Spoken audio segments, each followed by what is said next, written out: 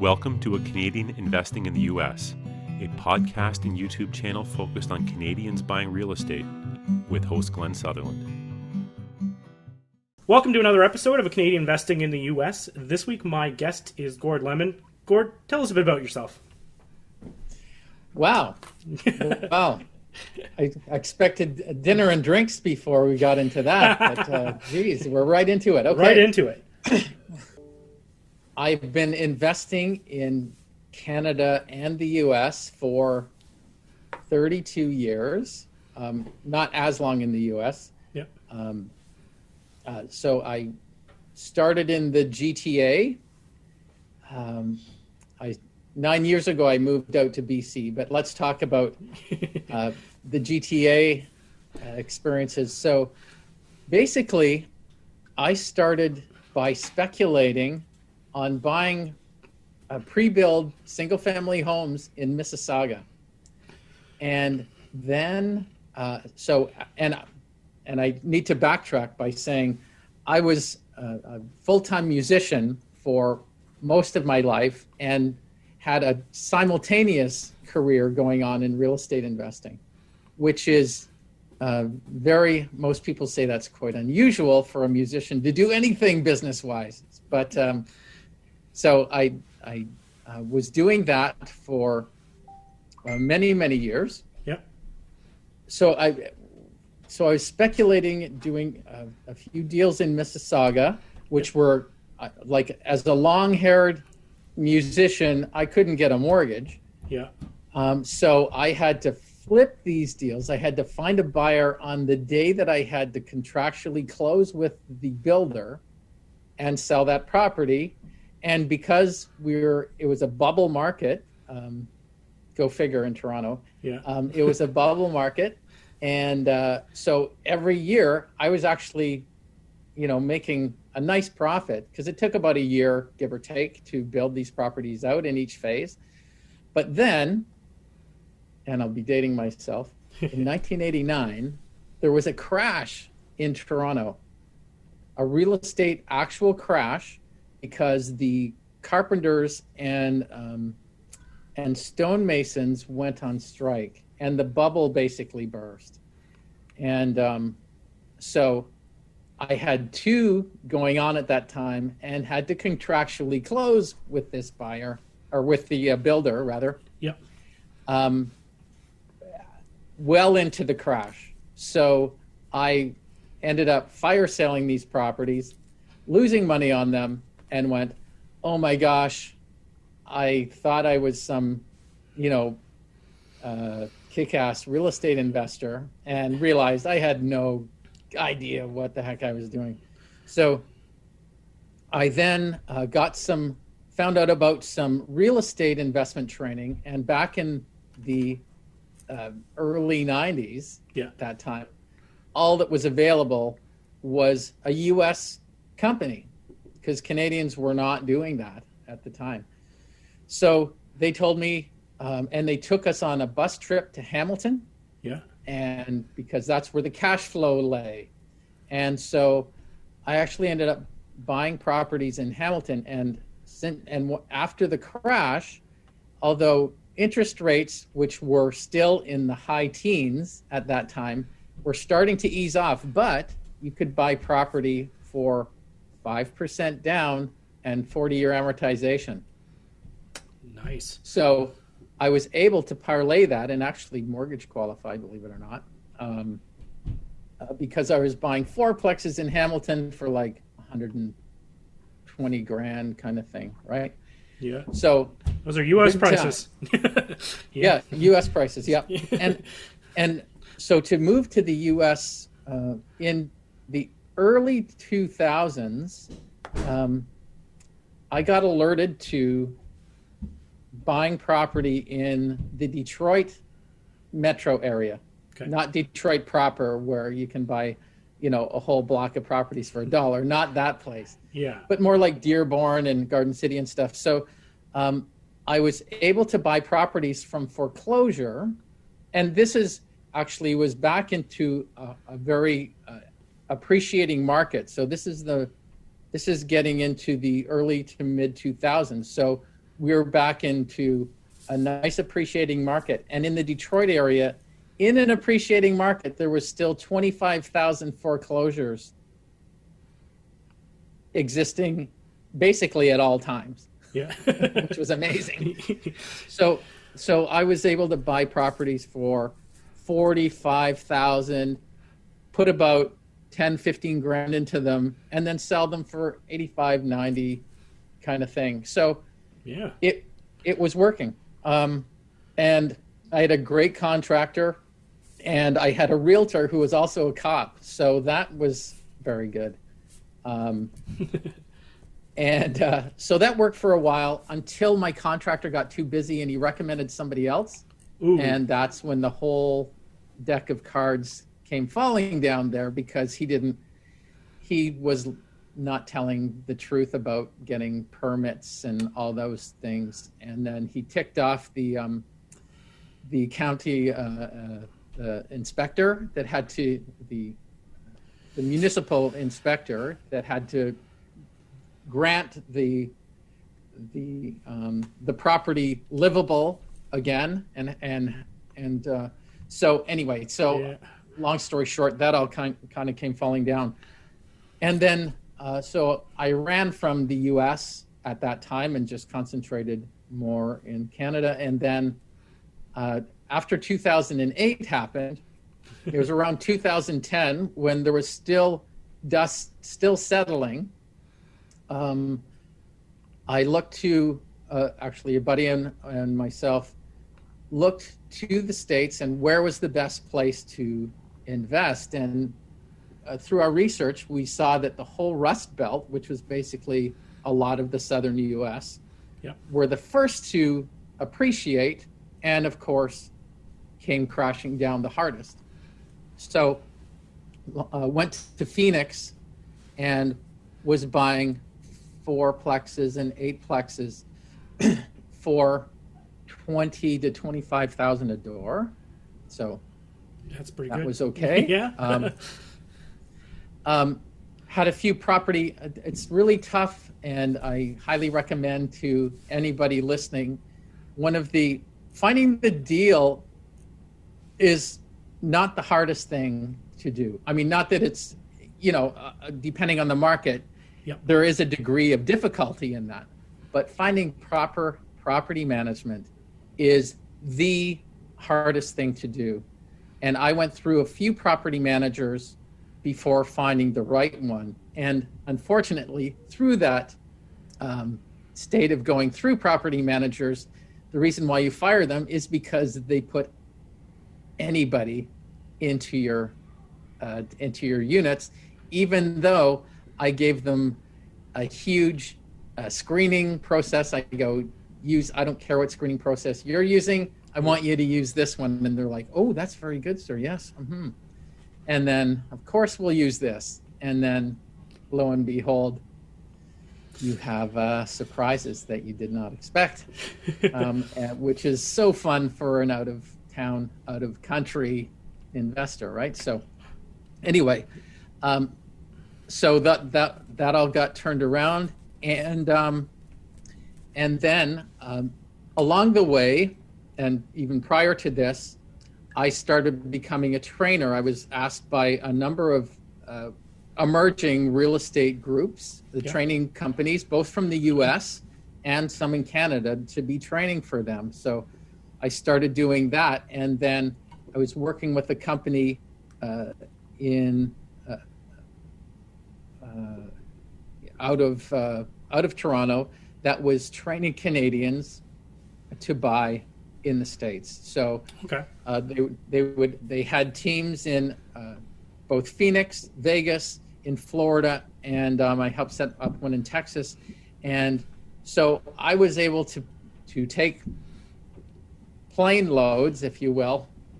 I mean, not that many, but bus loads who came in on a plane, at least, on property buying excursions. They had good teams down there, and so we would spend a lot of time looking at these properties, and there were some amazing deals that these students got.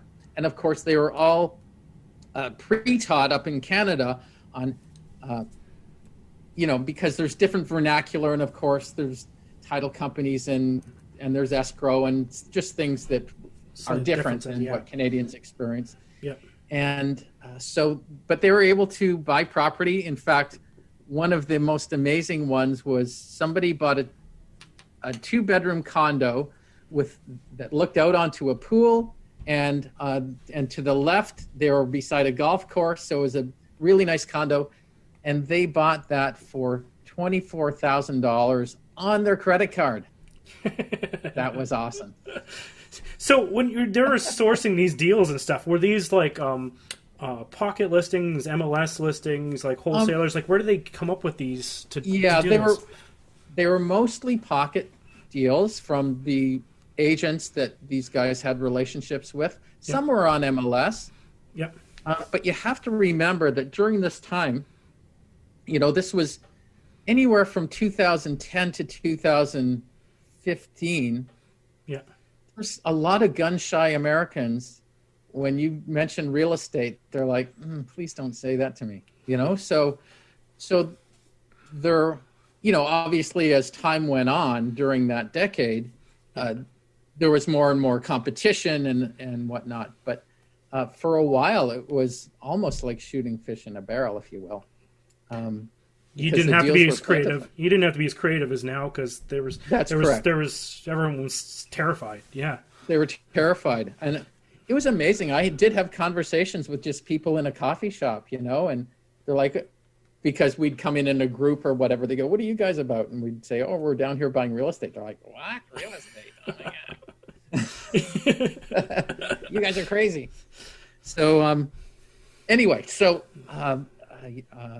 I was able to, because kind of the deal was, if no students bought anything during the trip, and of course you have to let the dust settle, like if they didn't act on anything for a couple of weeks afterwards and the properties were still available, that we could actually bid on them ourselves. Yeah. So I was able to take advantage of that, which was nice. And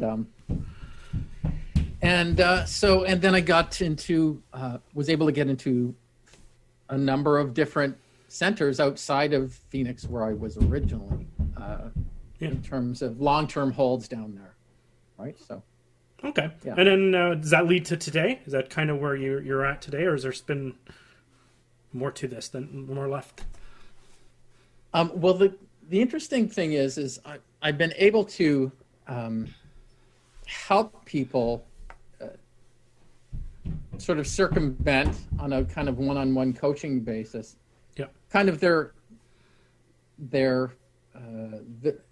be able to, because I think a lot of Canadians, certainly in big metro areas, that are facing, where am I can't even find a cash flowing deal. So what the heck, what can I do? Well, they are turning to the US and going, well, let's try to see what happens there. How does a Canadian do that? And so I help them in understanding how to set up corporately, so you can move money cross-border legally and pay your proper tax share to Uncle Sam, and be able to move that money back up if you choose to. Yeah.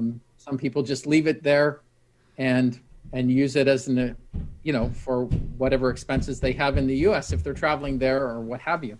Yeah. So, cool. So that has helped people get into different markets and pull the trigger, if you will, on buying some property down there. So, cool. No, I wrote a bunch of notes, so we can go a lot of different directions from this.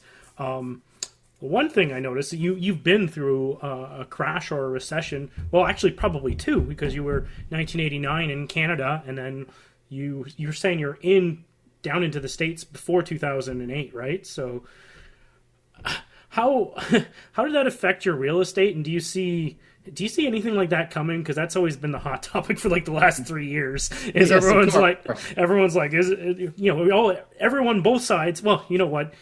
Canadians really think that we're immune to this, but I was reading that Toronto is the third most unaffordable city in the entire world based on income to what real estate is. The property ratio, yeah. Yeah. And Vancouver being in that there's some same sentence. There's a little bit of danger in there, but do you see? You've been through a couple of these. Do you see any similarities? Should we be concerned? Or do you think it's really nobody knows? I know, but well, I mean, as investors, I think we should be somewhat excited because I think most of the population, if we're talking about 2008, most of the population. And we all have heard the stories like waitresses owning 5 properties, etc. Right? So when that happens, you're scratching your head going, that's crazy. Right? Yeah. But they didn't see the writing on the wall. And of course, no one understood what was happening behind the scenes at Wall Street and all that kind of stuff, which led to ultimately the crash. But now we have with this COVID thing, we have a different scenario, but we can be looking with those same eyes but from a wiser standpoint, if you will, by seeing, and this goes for Canada too, in that we've had these mortgage deferrals or forbearance or whatever you want to call it. And you've got maybe one of the two spouses that's employment has changed, and therefore can they afford that mortgage payment when they have to start paying for it? Well, we know some will, but we know the odds are some won't. And that's both in Canada and the US. So if we can be cash ready and be understanding our markets. So, and I mean, with every student I've ever taught, I'm like, focus on one market, one strategy, become an expert in that area. So when a deal comes to you, you actually know it's a deal. You can quickly analyze that. What the rent on a 1-bedroom, 2-bedroom, 3-bedroom in a townhouse, single family, what have you. You actually know that data, and that you're understanding what is driving people to the area, even when things maybe falling apart from a mortgage standpoint and having, foreclosures, et cetera, happening as a result. You're being cash ready and understanding the area and what strategy is the best one to implement. That is the position that you need to be looking at. And I guess, as those people can be maniacally, rubbing their hands going, well, we're just waiting for the chips to fall kind of thing, And of course, I don't say that from a malicious standpoint. I feel for anybody and everybody that's been affected by COVID, both health-wise and from a financial standpoint. But we all know that in our, it's human nature to be thrown into the home ownership dream, and by whatever pressure or desire that has come by. And some people, home ownership at the economic level that they're at isn't maybe the best choice, but they've gone into it. And now with a mortgage payment that they have to now, start paying, it might be, an issue for them. So I'm not in any way like a vulture or ambulance chaser or anything like that. I'm all about creating win-wins. And if people are in foreclosure, power of sale, what have you, if you're working with people that are in that situation, and you can save them from a foreclosure and put them back right, and create a win-win scenario, then that's a great place to be. Totally agree. And just to add on that, the other part is if you have real estate already, just to try and be as safe as possible, like not super high leverage rates, like have some space in your thing. Make it so that there's some backup plans if you're doing a flip. Don't do those really long flips that are going to take like a year or longer. Yes. maybe do some shorter ones. Don't expose yourself for such long periods of time because we're in a time where things can change. So you're dealing. And to your point, if I may, and if you're thinking about doing a BRRRR, might not be the best time to refinance as much as you can possibly get out at this point. Maybe leave yourself a bit more equity than 20%. Yep, because that mortgage, if things change, might be your responsibility if the tenants aren't paying. If you can keep those payments at a reasonable level, then it might be a little easier. Anyway, so both of us are Canadian and U.S. investors. What differences have you found between the Canada and U.S. real estate markets, the way you purchase things? Just I know I kind of threw a lot at you there. Yeah, no kidding. Well, I do find with U.S. doing research on U.S. properties there's just so much more data that's available. There's less of the Privacy Act, if you will, for lack of better words. That's one thing that blows me away about Ontario real estate, well, Canadian real estate in general, is that they're like, I was trying to find my personal home and I was like trying to get more data to move my house, and I'm like, I just want to know like previous sale prices. I got to call a realtor. Like everything you got to call a realtor for. I'm like, it's just not as easy to get. Even realtor.ca doesn't list the square footage. I'm like, why does it not list the square footage? Why is it hiding stuff from me? Right. That's what I feel like, because I'm used to buying in states, and I'm used to having, I can go to the county website and check tax records. I can check everything is public record. Check everything, yeah. You get a HUD statement, and it has their side as well as your own. Sorry, that's like the closing statement if you're a Canadian real estate person. But you'd have both sides, and you can see who they bank with, what their mortgage amount is. Everything is... It's crazy how the privacy changes. Even just you want to look up corporations, you could see who owns the corporation, where their address is. It's like, well, there is states that are more private. Anyway, sorry, I went on a bit of a rant there. But No, you're absolutely right. So, yeah, just doing the research and knowing where to go to find different things, but it doesn't take long to be able to start understanding how to research and where to go to actually research properties, because things become quite evident quickly, and you can click from one thing to the next, and that'll lead you to the next thing, kind of thing. And it obviously, when you know what the outstanding mortgage balance is, how long they've owned the property, it's so much easier to negotiate.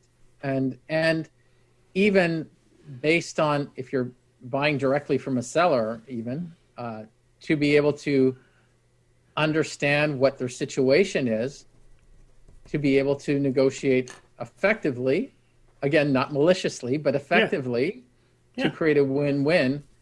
And it seems to me that, and this is a blanket statement, so forgive me, but there are more individual, quote unquote, situations that occur to Americans who need to get out of their homes. Yep. And that's at any time, whether in an appreciating or depreciating market. And of course, just by the mere 10 times more of them than Canadians. But it just seems, with however they do business, there just seems to be more opportunity to help people out of a situation. Yep. And by having some of that data about, like, how much their mortgage is, for instance, you might be able to structure something like, if they're going in or pre-foreclosure or something, maybe you could keep them in the house and turn them into a lease option. But you have the numbers. You have the numbers so you can, because sometimes it's hard to do it right in front of somebody, like getting the numbers and trying to come up with a plan. But you can look it up and you can be like, okay, well maybe I can help them this way. Maybe we can work something out, and you can let your brain sit at your desk and work on it, and because you have the numbers ahead of time instead of, wait, when if you were the wholesaler sitting at the table, or just an investor negotiating. That's usually not my department, but I do totally understand it. I usually I'm more of the kind of guy that buys from wholesalers and right. They're better negotiators than I am. Right. And to that, I'd just love to share a story that you may have experienced yourself, Glenn. Sure. We would if the trip allowed, when we were going down to any one of those places like Florida or Phoenix or what have you, if we could go and experience watching them auction properties off the court steps of the courthouse, that is an experience that I can't recommend enough. Just to sit there and watch this happen, because as Canadians, we're like, what? How this happen? What? This happens? Because you've got these people with these fancy computers, and they're just saying property, like next property on the docket is this. And then you've got all these guys on the phone that are professional negotiators / buyers who are representing investors, and they'll quickly call up on their phone, hey, Joe, your property's up. So, so we're going to go in. Your bottom line is 50 grand. Okay. Yep. All right. And, and they go, they bid it up to 60. Do you still want to be in for 60? It was pretty amazing to watch this. And of course, any of us can participate, but those guys have a pretty close circle and will bid up any property to kind of make the unwanted participants pay for it. Right, and never come back again. I've heard that same story before too. So you said, I'm going to go back a bit. You're saying off the start you were investing in Detroit. You went into Phoenix. How are you managing these properties from a distance? Did you go to the properties? Yeah, I have seen most of the properties I have purchased, but there's a couple that I have only seen on Google Maps. So. Do you see them before, like in person before you buy them, or do you wait until you've bought them and owned them for a while until you happen to be in town to go see them? Yeah, I'm a bit more conservative. I'd like to see them. I like to see what I'm buying. Yes. That's fair. Yeah. And the ones that I haven't seen technically, I've seen with an agent through their video. And FaceTiming at the property kind of thing. Okay. And double checking on Google Maps and for what the whole area kind of looks like and whatnot.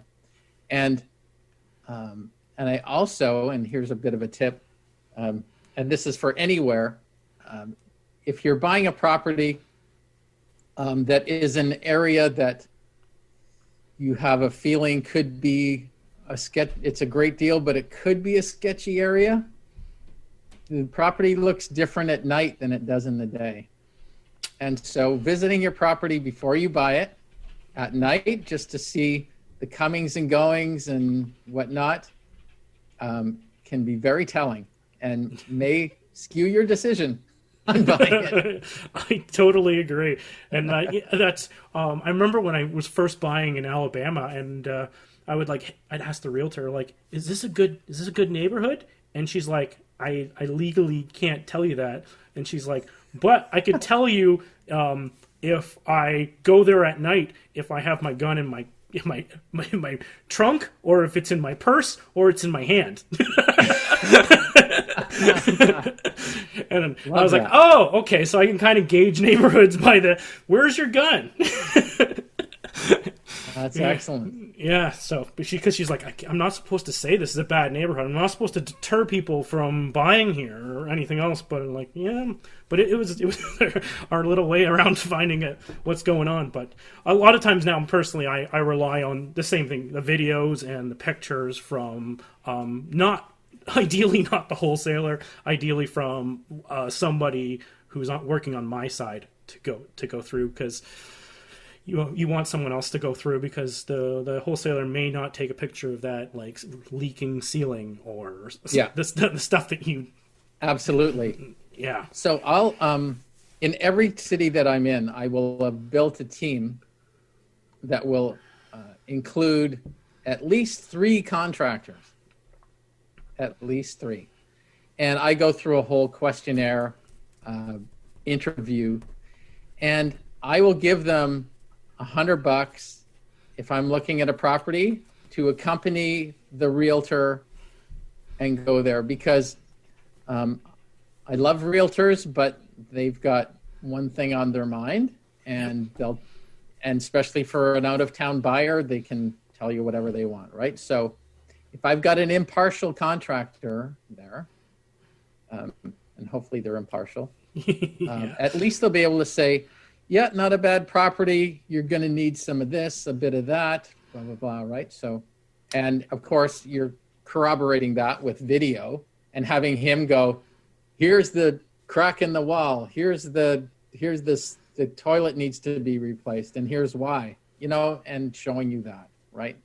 That the realtor may conveniently not tell you. So, but yeah, no, it's a great tip, is to get them in there. And some people will cheap out and go, I don't want to spend the $100 because I want to look through like these 6 houses or whatever and try and figure one out. And I'll get the realtor to tell me which one's the best. But that $600, or if you want to go see those 6 houses, if you just missed one little thing, it's gone instantly. It's gone so fast. That's $600 savings in one crack. You're like, in basement foundation, probably $1,000, right? Depending who's doing it, whatever, right? Like it. Yeah, I have found, and believe me, I came from the cheapo real estate investor world. So, and I learned from that. I learned that that's dumb. So it costs way less to put a little money up front, because when you don't, you pay a lot of money on the back end quite often. It's going to end up, maybe you luck out a few times, but one of those times it's going to bite you big. So. Yeah. So when you're managing contractors from a distance, I'm assuming you're not there looking over their shoulder. Do you have any, I guess it's about building a good team to start with, but what do you have for checks and balances throughout a renovation? Yep. So I do this up in Canada as well,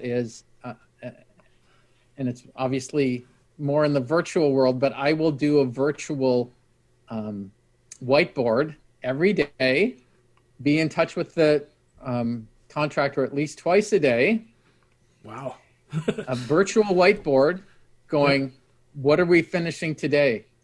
What materials need to come and when, and ensuring that whiteboard, and I make sure that they actually have one or convey what's on that virtual whiteboard to the trades guys or their helpers or whatever, that this needs to be accomplished today, and that keeps everything on track.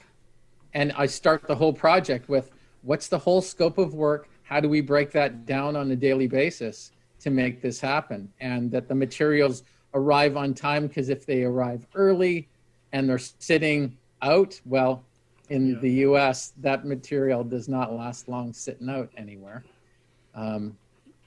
So that material has to come at the right time.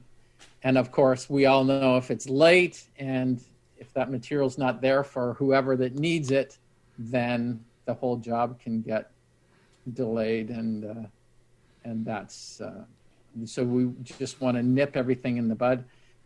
And I never do anything other than cosmetic repairs. I have no interest in fixing foundation or anything like that. I don't even want to fix a roof, really. So So do you ever hire a project manager to watch over the contractors?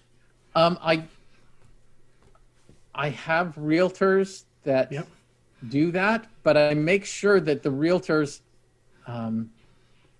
are somewhat building envelope savvy, if you will.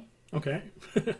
And I tell all realtors, if you have the opportunity on every inspection to have a notepad in hand and walk around behind the inspector, and inspectors, I mean, as much as they love to work on their own, they also don't mind talking about their jobs.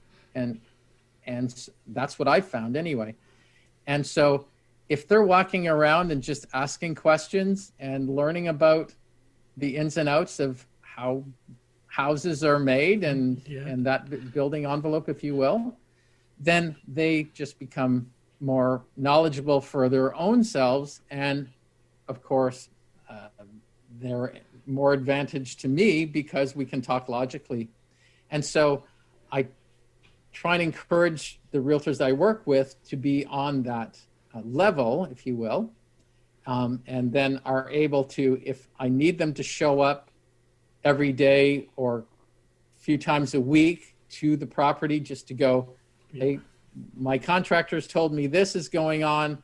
And I get pictures when that's happening. I do get pictures daily, but you just want, because you're out of town, you're not there, you want to get the comfort of having somebody go, yep, that's what's happening. Or, right? So, oh, yeah. Oh. Or, and then if it's no, then you are able to actually pivot before it's too late. And I often get those names by looking up the local real estate investment groups and finding, being able to talk to people that are within that group and getting references. But just because I get a reference doesn't mean I don't go through a scrutinizing interview process just to make sure that I'm comfortable with what they're saying. And I have people hang up on me too. They're like, what kind of questions are these? I'm like, which questions would that be? What questions would bother the contractors, or which things should people be asking?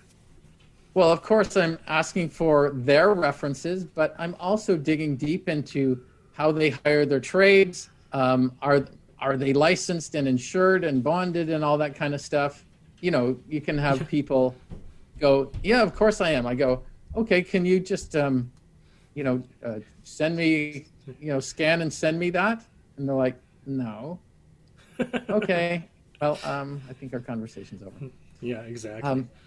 And I say, are you okay if we talk about scope of work and keeping everybody on track? And are you the guy on site? Do you actually wield a hammer, or are you just a manager contractor guy? Like, what is your gig? How many jobs do you have going at the same time? What is, of course, are you okay with quotes that are separate, have labor and materials separately? That's a good one. Yeah. And I don't mind that, because part of their profit is buying materials and putting a bit of an upcharge on that. And that's okay. But I don't want to be overcharged for that. And I also don't want to be overcharged for, two guys painting a 10 by 10 room and it takes them all afternoon. Yep. Right. So just getting down to those questions, so they know that I know that even though I'm in Canada here, I'm still looking over their shoulder, man. That's great, Gord. We'll start wrapping this up. Is there anything else I should have asked you? I don't know. Was there anything else in your mind? Well, I like long walks on a moonlit beach. And, just kidding. Well, I don't know. Nah, don't worry about it. So, Gord, if people wanted to track you down to have a conversation, or just to see some of your material, or see what you have to offer, some training or whatever, how would they do so? I am available at realestatetrainingclub.com. Okay. And you can reach me through info@realestatetrainingclub.com. And yeah, happy to have a chat. I'm always looking for JV partners, so happy to do deals with people, and happy to help people expand their vision from Canada to the U.S. Yeah. Well, thank you so much for your time and your experience, like sharing your experience of like all these years, which we got to. I loved it anyway, at least because we never hear about a lot of this stuff, right? It's a lot of the people, they start at like 2008 that I interview, like even the Americans. That's why they exist, because they didn't get wiped out in 2008. Right. So it's nice to hear people who have made it through a couple crashes to try and learn from it. Well, I have the gray hair to prove it, my friend. Thanks again for coming on the show. I really appreciate it. No problem, Glenn. It's been my pleasure.